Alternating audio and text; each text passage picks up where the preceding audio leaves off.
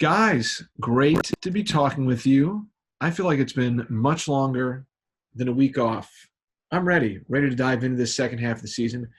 Roll call, how we doing? Let's start with you, Devon. What's up? Give me something that went on good for you during the All-Star break. Oh, great to be back with you guys during the All-Star break. I'll tell you what was fantastic. The rest. That's what was fantastic for me. The rest, being able to kind of kick back and just enjoy everything, whether it be college basketball, get ready for the All-Star weekend. But it was really the rest that stood out for me. So yeah, that's exciting for me in my world.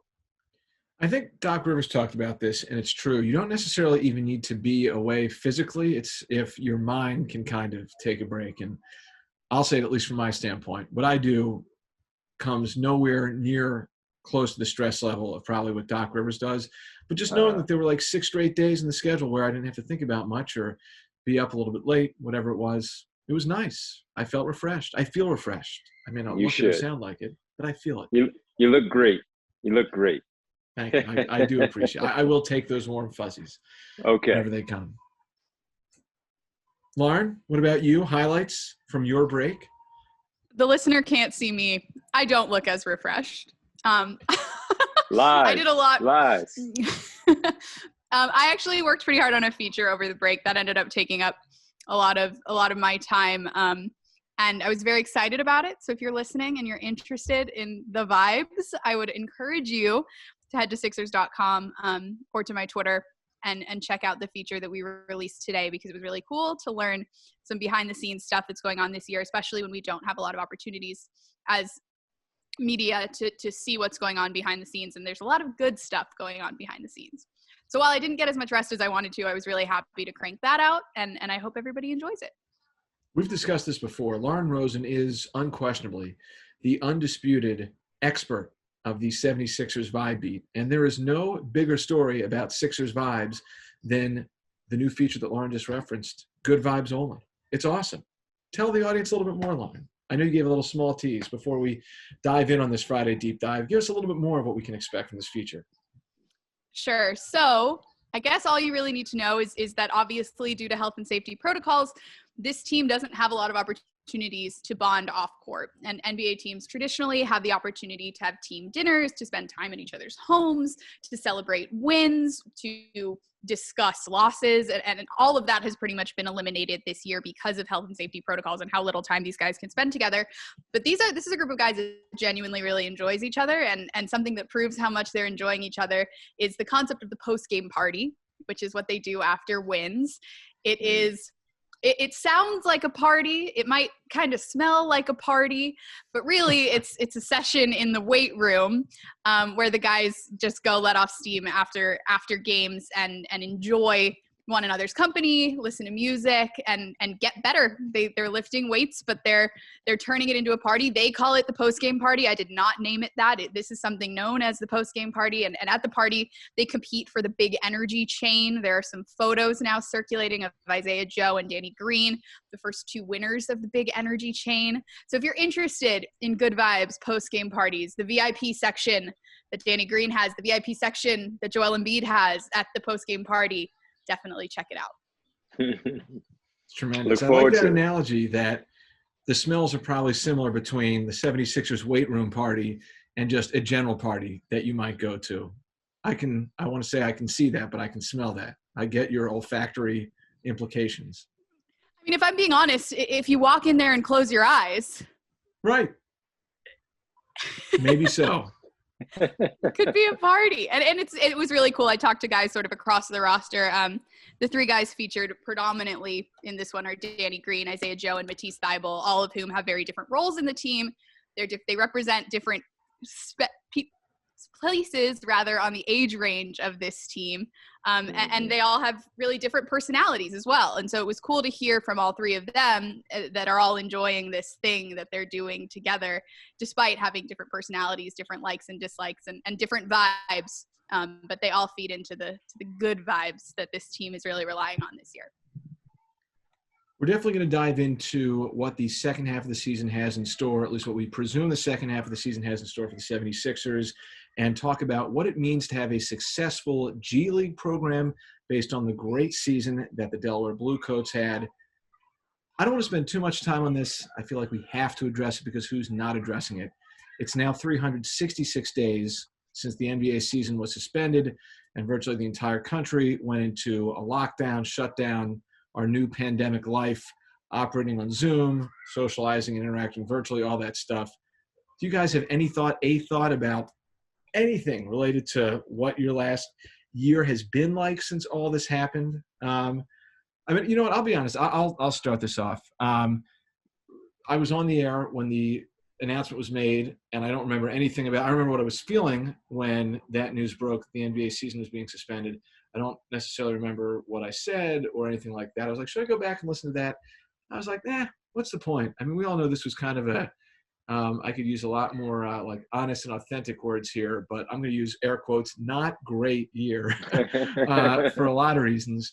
And Yeah. I think my takeaway is like, I've just tried to look forward, man, just keep it moving forward. I'm fortunate that I've not been affected as severely as perhaps some people out there by all of this. But I think it's just all about looking forward for me, focusing on the basics. I feel like one thing I've tried to say throughout the last year is like, if people say, hey, how you doing? I'm like, I'm living, breathing, I'm employed, and my wife and kids tolerate me. So that's it. I'm not asking for much more. So I'm just looking forward. That's it. I want to keep it moving forward, I actually went back on Wednesday before I did my show on the air and kind of reflected on the year. And Seltz, part of the thing that I did was to re-air the first minute of your post-game show. When the news came down, you read the press release from the league stating what was going on in Oklahoma City and what needed to happen for the remainder of the night. You and I were doing the show from inside the arena pregame. We talked about it in the final segment just a little bit. And if you also remember, Ben Simmons was just dealing with the back injury.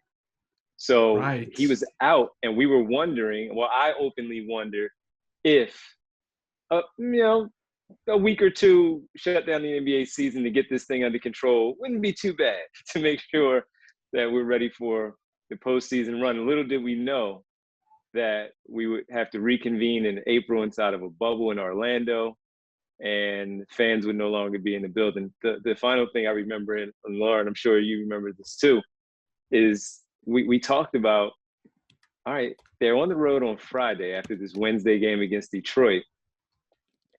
Saturday, we had already started to hear there's a chance that there will be no fans in the building, but the game will be played on Saturday.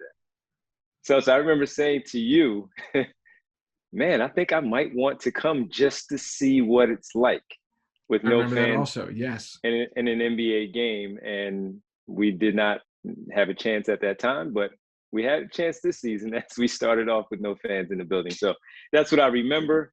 I don't like it. And I can't stand that we're here, but hopefully we get things back to normal, as close to normal as possible very soon. So those are my memories, starting from March 11th, which was a Wednesday against the Detroit Pistons. Amen. I remember the first few weeks of content that we had to do during the shutdown. So probably between March 11th and March 25th. I remember saying that I was struggling to wrap my head around everything that was going on. Like that felt like the best way to articulate how I was feeling, that I couldn't wrap my head around what was going on. And now we're a year into it, and I still really can't wrap my head around everything that's gone on. Honestly, and I admire both of you for all the positivity that you're bringing to the table. Seltz, especially, you and I spoke a little bit earlier about maintaining a positive attitude and how important that is during a time like this. I don't think I've handled it quite as well as you guys have. I really miss what life looked like before this. My family is in Houston. My closest friends are far west from where we are right now. So I just miss seeing my people. Professionally, I miss seeing my people. I love getting to interact with our players and our coaching staff and my colleagues. I mean, I haven't even met this coaching staff in person, which is crazy when you look back at what my job looked like a year ago. To have never met, I mean, I met Dave Yeager over Zoom with 30 other reporters last night in Chicago because he was filling in for a non-COVID related illness, Doc Rivers. And that was really interesting. I mean, this staff has been in place for almost 6 months now, and we haven't met them. So I really miss seeing people in person. I wish that the three of us could do this in person. I feel that the light at the end of the tunnel has been turned on, which is such a relief. I don't know how quickly we're approaching it, but for a while it wasn't even turned on. And I'm glad that it looks like things are starting to trend in a positive direction after what's just been a really awful year for a lot of people. But I am glad that we get to share this time and that we get to work in jobs that are so much fun, as opposed to, I mean, this year especially, you see the people that have real careers, right? The folks that were on the front lines while I was covering the bubble. I mean, like, it really puts things in perspective. So shouts to those people, gratitude to those people, gratitude to you guys, and hopefully we can start moving towards that light. The one thing that's amazing is how quickly, and Devon, you touched upon this, it went from, maybe this is only going to be a shutdown for a week, couple weeks, maybe a month, to, yeah, when is it ever going to end? What is the end of this tunnel?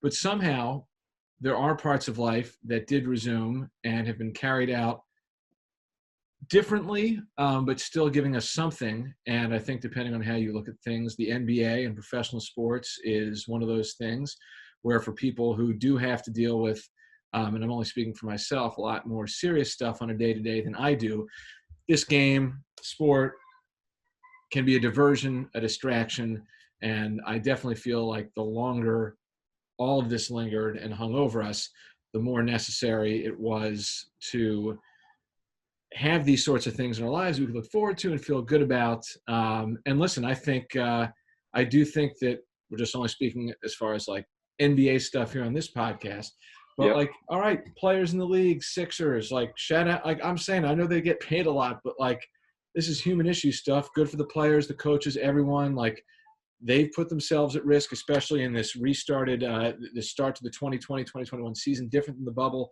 traveling around, all that stuff. Like, everyone's, for the most part, had to make sacrifices regardless of what it is that you do. And I think that you can point to examples in every profession, walk of life, and certainly local to the NBA and the 76ers itself. Yep. Never thought we would be in this position for this long. And just having to live through it. And trust me, Lauren, you're not alone with how you were feeling. It's just you kind of accept it for what it is and just try to keep pushing forward because of the other part, which is the personal part of it. And obviously so many people that have been affected by the professional side of things as well. So I'm glad that we have still been able to do this, despite the fact that we are not able to be face-to-face, but I look forward to the time that we are able to jump back in there and do these face-to-face. Yeah, it's interesting. I feel like my perspective on everything has changed over the last year or so, but it's really hard to balance optimism and gratitude for all that we still have as people with jobs and with homes. And I mean, like that, I can't express my gratitude enough, while also understanding how hard this has been for people's physical health, for people's mental health. You want to be optimistic, you want to be positive, but you also need to be understanding of what people have gone through. I mean, again, I said it already, but like, it's just so hard to wrap your head around everything that's happened and how it's impacted every individual person on this planet, literally. So yeah, now we're getting a little far from the Sixers for my liking. But I appreciate you guys being willing to have a talk like this. No doubt. Yeah, I was scrolling through my phone and I'd forgotten that I took a video of, I think it was the final seconds of the game they played against the Pistons. Who can forget the great dunk that Mike Scott had in that game? Mm-hmm. But yeah, I recorded, I guess, for whatever reason, probably anticipating that it might be the last time we'd be in the building for a while with fans. Just the final 20 seconds as time ran off the clock from the win over the Pistons last March 11th. And it's amazing how I did remember feeling like there were so few fans relative to the sellout after sellout after sellout crowds the Sixers brought in, and seeing the building half full. And it was like, wow, I haven't seen that since like maybe the 10-win season.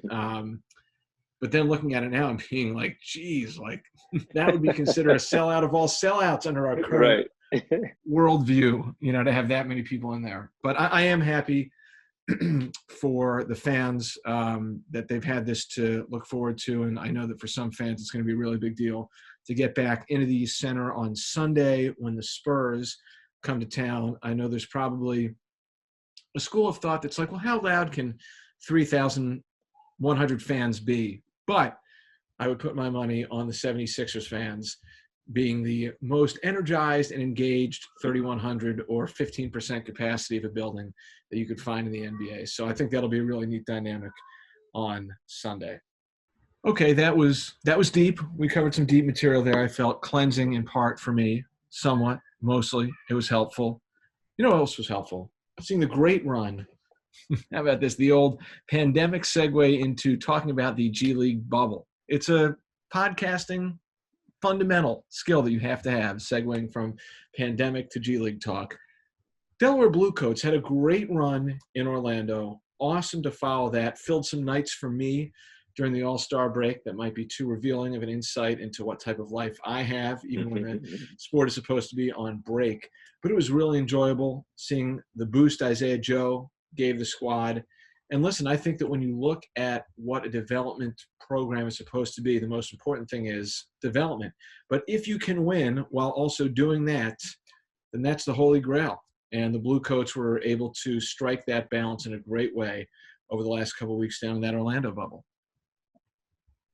No doubt about it. And it was really cool to see Isaiah Joe go down there. Really cool to see Paul Reed just absolutely dominate the G League bubble, or the gubble as they're calling it. It's been awesome. And then I'll add, it was really cool to ask both Dave Yeager and Danny Green. I asked them about it on Wednesday night in Chicago, and they said that they're watching. They're excited for these guys. They've enjoyed watching them succeed. I know that Isaiah and Paul and probably Rajon Tucker as well, but Isaiah and Paul specifically still in the group chat with the upper team, I guess you'd say. And it's been cool to see how these teams really do support each other, and how successful this system that the team has really put a lot of emphasis on over the last few years, how successful this system has become.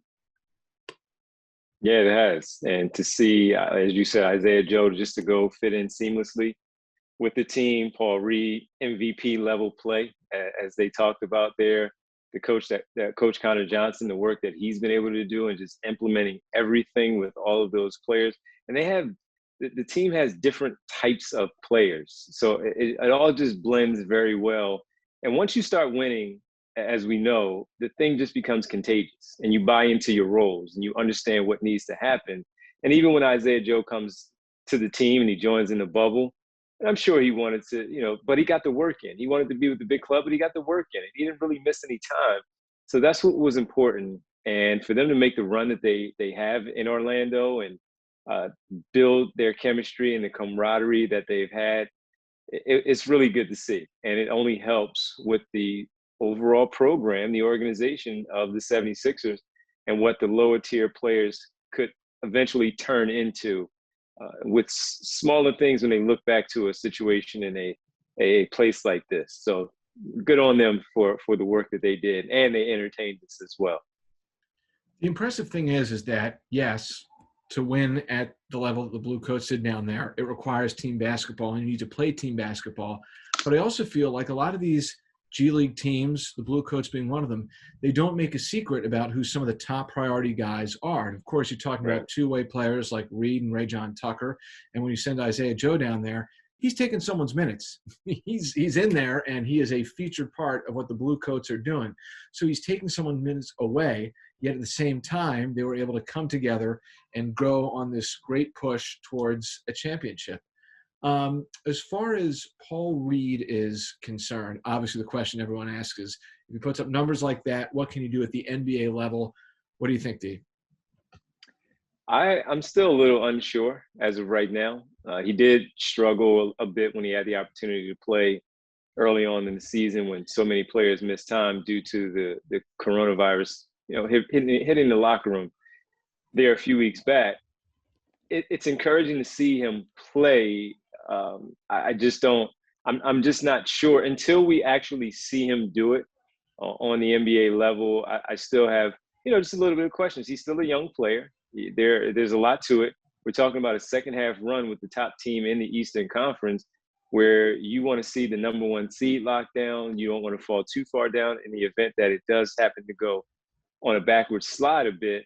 So a little bit of a cop-out answer. I don't know yet when it comes to Paul Reed. The energy, the things that he brings to the table, sure, it can help.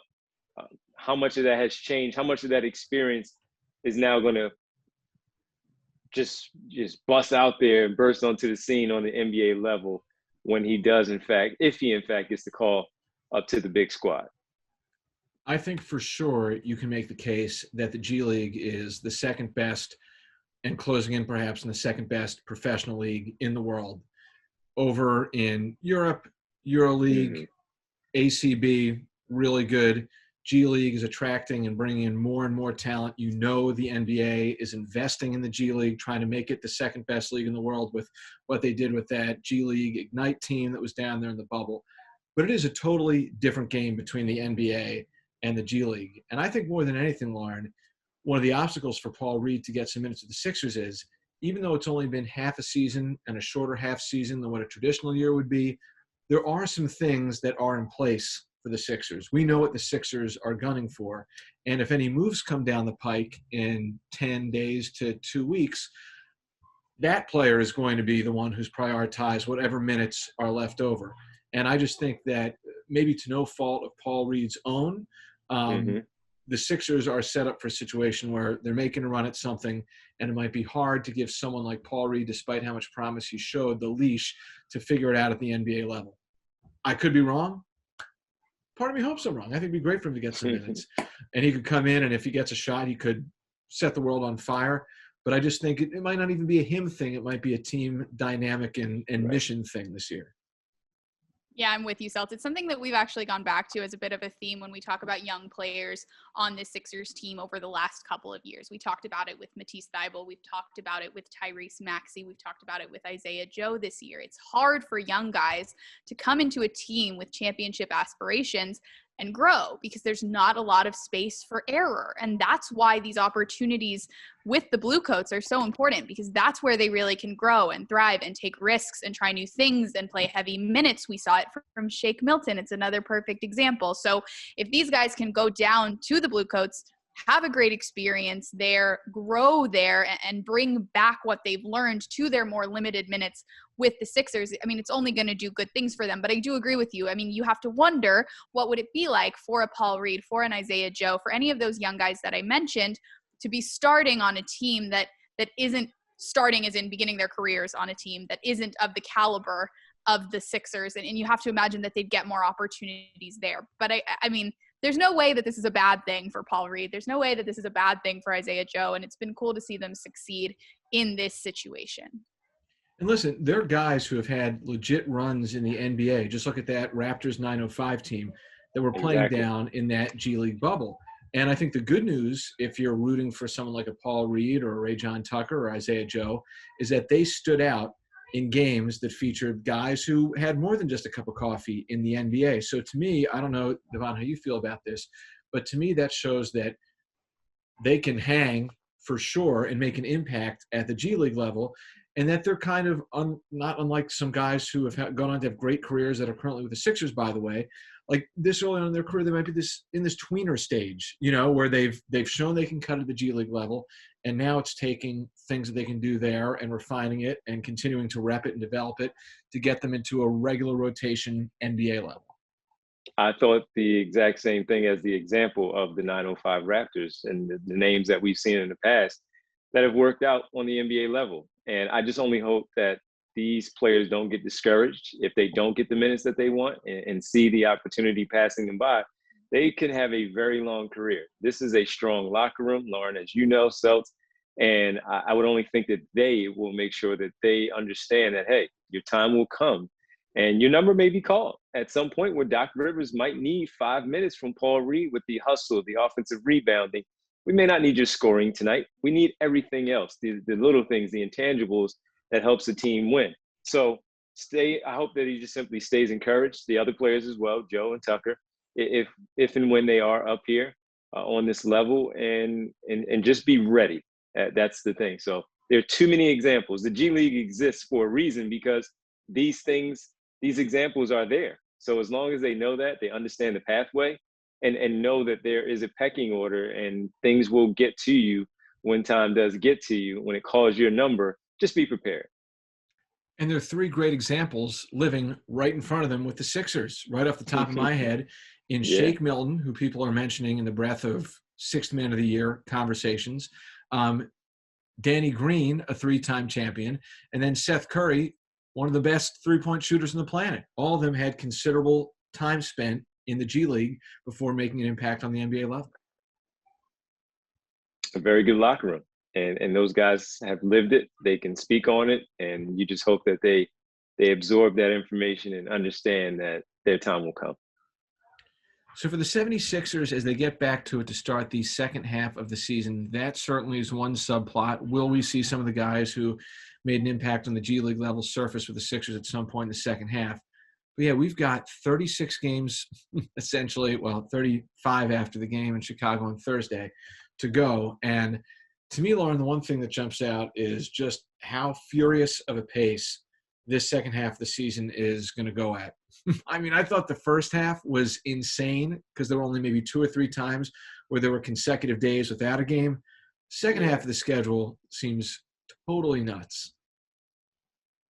Yeah, it's pretty brutal. I don't know what else to even add. I know that the guys have reservations about it. Doc Rivers has had reservations about it. I mean, luckily the team did a really good job of tackling the challenges in the first half of the season, and hopefully they can use that experience to inform the second half. But I'll tell you what, when the NBA schedule goes back to normal, we are going to feel so fun and fancy free. It is going to feel so laid back and slow and relaxed, because this season has been a marathon, and the marathon is not over. It's not even close. So it'll be interesting to see how the group copes. I mean, we talk about health and safety protocols and the potential for guys to miss time due to COVID contact tracing, but there's the potential for guys to miss time due to injury because of how congested the schedule is. I know that's one of Doc Rivers' primary concerns. So, I mean, my hope is that they all get through it with positive attitudes, with good vibes, but most of all get through it healthy. And at least, I mean, plenty of entertainment to go around the league at this pace, but it is a little bit daunting, a little bit scary for sure. Have you guys ever heard of the HNI? HNI. It's okay if you haven't. It would be me like asking you before our previous episode, have you heard of the game? Answers or samesies. So that didn't exist before our last episode. HNI, the Human Nature Index. And to me, when I look at the second half of the season, my gut tells me that perhaps for some teams in the league, the HNI is going to start to increase, at least for a period of time over the next 4 weeks, perhaps a little bit longer. For the teams that are on the cusp of the top 8 in each conference at this point in time, I see the Human Nature Index being, we see that there is going to be a finite end to this. We are starting the second half of the season. Perhaps there might be some more urgency from teams that are a couple games out of the race, but might have enough to get in, especially now with that play-in game in play. So I look at teams like the Knicks, the Bulls, the Spurs, just some of the first teams the Sixers have right off the bat. And you would have to believe that those teams particularly would like to start the second half of the season strong to try and catapult them towards a potential push for a playoff spot. Absolutely. Even Washington, not too far back, as tough as their season has been, with the East on the bottom, with the 7 through 10 play-in tournament that we're talking about, there are a lot of teams that are going to be trying to find themselves into the postseason. So you're right, that index that you just shared with us is definitely in play. There are a lot of games that I looked at on the schedule, as you guys have as well, starting with the first 6, the first 2 on the road, last night in Chicago, and tonight, of course, with Washington, and then the next 4 at home, starting with the Spurs on Sunday. I try to look at them in tiers, because then after that, guys, the 6-game road trip that is there for you, starting in New York, ending in Cleveland, but 4 games out west once again. And you want to you hope that they continue to just stay at the pace that they were on. Hopefully in those 6-game increments that you have 4-2 records or 5-1 records, where they stay at the top of the Eastern Conference. It's going to be tough. A lot of games and a certain amount of days squeezed in there. And I'd like to see how they respond. And I actually think this team will respond well to the challenge. I do too. I feel like they've played with a freshness and urgency about themselves, certainly a level of seriousness that we haven't seen in the past throughout the first half of the season. And I don't think there's any reason to expect when the roster is at full strength why that approach wouldn't hold up going into the second half of the season. Because, right, the schedule, this first part, beginning the second half of the season, is crazy busy between the first 5 games in 7 days and the long road trip. Then in the middle of April, they come back, and there's a good cadence of home games spread out over 2 to 3 weeks. But then the final 2 weeks, Lauren, are a crush as well when they're on the road again. They have 3 back-to-backs in 2 weeks. I'll be interested to see how it plays out. Yeah, it's intriguing. And I mean, you look at those lists of who has the toughest strength of schedule or the weakest strength of schedule, and the Sixers allegedly have an easy schedule. If this is what an easy schedule looks like right. in this NBA, like how crazy is this second half of the season going to be? I think those long road trips, you're right, will be a test, especially without the ability to socialize like normal or to go sightseeing or whatever, but being gone and being in from hotel room to hotel room for 10, 11, 12 days. I mean, that's a lot for anybody. So it'll be interesting to see how this team responds to those types of situations, how they play at home with fans. I mean, there's a lot of change coming. There's a lot of intriguing storylines for sure, but you can't not be a little nervous when you look at just how congested this second half of the season is going to be. Before we start to wrap this up, I wanted to ask you guys, because we kind of talked about this the last time we did one of these, but I asked for I think we talked about bold predictions the last time. Anything that you feel could be a surprise good for the Sixers in the second half of the season? Anything that you think, whether it's something about the way the team plays or a particular player who's, that's ready to kind of go to a new level? That's a great question. I could take that on. Yeah, go for it. I'm intrigued by the existing, whatever the day is, March 11th, bench unit and reserve unit. I think that because of the condensed schedule, because they're going full speed towards the playoffs, because of health and safety protocols and potential injuries, there will be a lot of opportunities for those bench guys to play heavier minutes. Even if all the starters are healthy and playing and available, they'll have to play heavier minutes together. I think you've seen a lot of strong performances across that bench unit for Con Korkmaz, Dwight Howard, Shake Milton, obviously Matisse Thybulle, Mike Scott. They've all had their nights, and I think they're going to find a way to all have their nights on the same nights. The more that they get to play together, the more that they find that continuity. And I do think some of those guys are going to start stepping up in a bigger way as they're asked to step into the starting lineup, perhaps on occasion. So I have my eye on that bench unit. I think we might be disappointed by how often the bench might have to step up because of the schedule and because we might see guys not be able to play every single night. But I'm excited to watch them embrace that challenge, and I think that they will. So I guess I answer both questions with one answer. I'll go with the H&I theory here, where you look at, as you talked about the strength of schedule, you also, with the human nature index, you can't help but hear. Well, yes, thank you. You can't help but hear, as you talk about, Lauren, the strength of schedule, where the excuses are being made for the 76ers in the first half of the season as to why they're at the top of the Eastern Conference during the All-Star break. So the human nature index, where you have an MVP candidate, 2 Defensive Player of the Year candidates, a frustrated, I would think, missed All-Star appearance by one of your third star, if you will, for your basketball team. And that the surprise for me is they're going to be motivated, not just because of in-house and what they know they have to do and try to keep pace of what they wanted to do, their goals, but just to show everyone else that, okay, you can talk about these other teams around the Eastern Conference, but sleep on us if you will, and we'll be right there in the mix at the very end, like we were after 36 games in the first half of the season.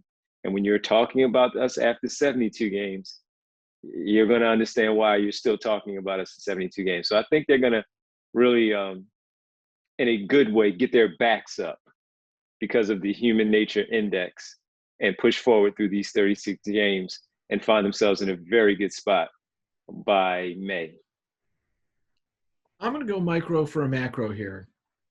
And I'm going to say, I think Matisse Thybulle, when he's in the corner or on the wing and the ball finds him, I think he's going to knock a few more of those down.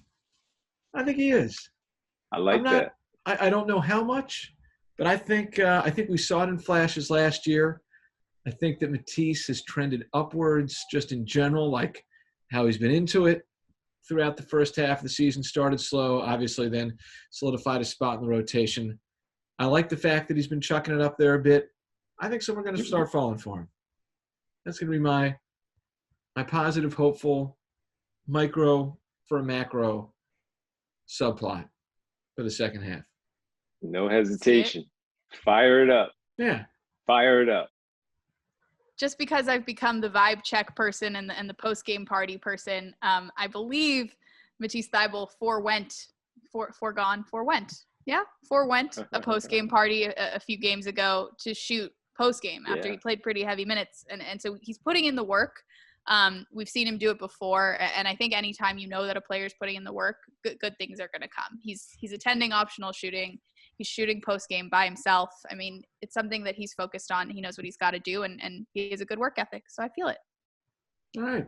Great. I like that. I'm now just for 35 or so games going to live and die with every 3-point attempt it takes, and hopefully that no one runs back this audio and, put my feet to the fire. But I like it. I feel confident. I think I agree. And I think it's based on what you just said, Lauren. We know he's putting in the work, and I think he's shown before that he can do it. All right. We've dived. We've dove in. Deep dive. Fridays.